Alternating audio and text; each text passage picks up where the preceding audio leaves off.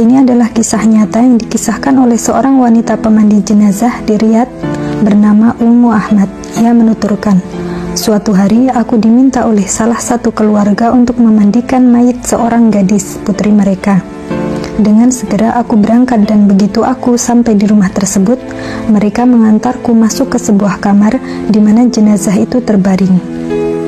Dengan cepat mereka menutup pintunya dengan kunci. Entah mengapa, aku sendiri bergidik melihat apa yang mereka lakukan. Aku melihat ke sekelilingku, ternyata semua yang aku butuhkan telah siap, perlengkapan mandi, kapas, dan kain kafan.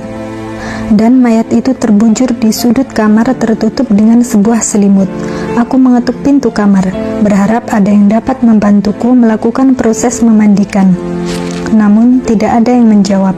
Aku pun bertawakal kepada Allah dan menyingkap penutup mayat tersebut. Aku sungguh terkejut dengan apa yang kulihat.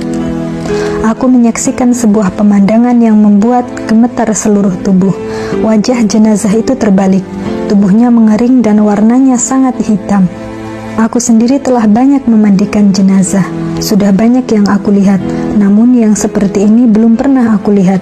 Aku segera mengetuk pintu rumah itu dengan segenap tenagaku, berharap ada yang bisa memberikan penjelasan atas apa yang aku lihat. Tapi sepertinya tak ada seorang pun di rumah. Aku pun terduduk berzikir, membaca bacaan zikir dan meniupkan ke seluruh tubuhku hingga rasa takutku mereda. Allah pun memberikan pertolongannya kepadaku dan aku pun mulai memandikannya. Namun setiap aku memandikan satu anggota tubuh, ia terlepas persis seperti sesuatu yang telah melembek dan busuk. Itu sangat merepotkanku.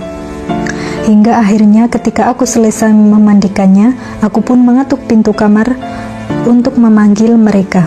Tolong bukakan pintu, aku sudah mengkafani mayat kalian. Aku dalam kondisi menunggu seperti itu cukup lama. Hingga akhirnya ketika mereka membuka pintu, aku segera bergegas meninggalkan rumah itu tanpa bertanya mengapa dan sebab apa jenazah itu menjadi seperti itu. Setelah aku pulang ke rumahku, aku hanya bisa terbaring selama 3 hari akibat tindakan keluarga itu menguncikan pintu kamar tersebut dan akibat menyaksikan pemandangan yang mengerikan itu. Aku kemudian menghubungi salah seorang syekh dan menceritakan padanya apa yang terjadi. Maka beliau mengatakan, kembalilah menemui mereka dan tanyakan mengapa mereka menutup pintu itu dan apa yang terjadi pada putri mereka.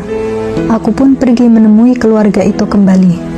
Kepada mereka aku mengatakan, demi Allah, aku minta kalian menjawab 2 pertanyaanku.